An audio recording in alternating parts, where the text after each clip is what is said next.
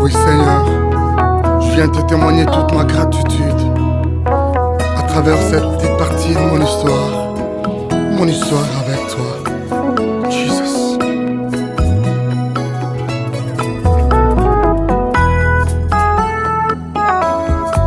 Nayeli boso na yo kosopa nde motema na ngai, naloba nyonso osaleli ngai ye, oyo osalela ngai eleki minene.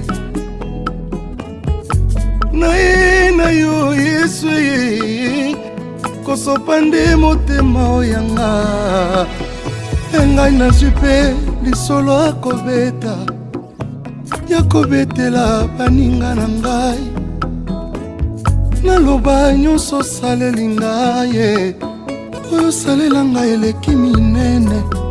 Yawe nga moto bazalaka obenganga Salomo, opikola ngai na salon okotisa nga na chambre, olandi ngai na chambre okuti nga na etoko, ozwi nga na etoko omatisi nga na mbeto, olandi ngai na mbeto opesi nga pongi, osoki wana te olandi ngai tina pongi. Ba cauchemar, ba attaque ya butu tu as gagné, bandoto nanga ekoma nde barema. Yawe ozwanga mosika na ngolu na yo, olatisanga chemise kaka na ngolu, olongelanga bitumba kaka na ngolu, atalola na kokota na ngolu.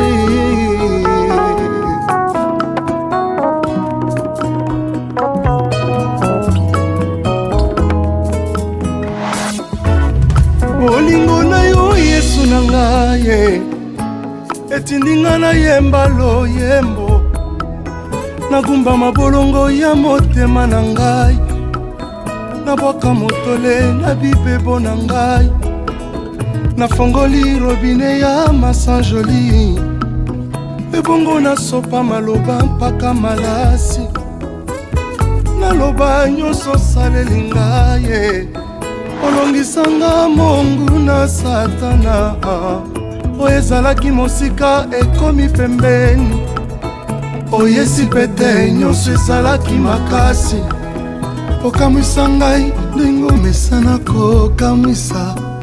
Nabala nasala effort te Yesu, naboti nasali effort te, nakoma mwana Nzambe na makasi ya nzoto te. Okomisanga mosali nasala effort te, nyonso wana Yesu Nzambe na ngai, bolingo na yo mpo na ngai, mawa na yo mpo na ngai. Oza bolingo, Yawe, oza malamu,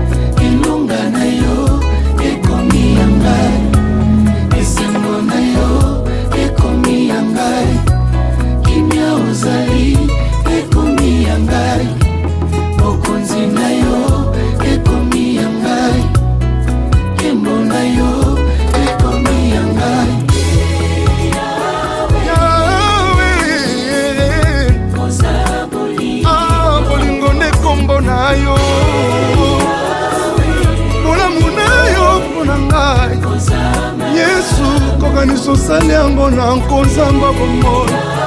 Yawe, Yawe, miso elaka na yo, na yo mpo na ngai, nyonso ya yo nakomi molongi, esengo kimia na motema yo ozali, nana mitungisa te o.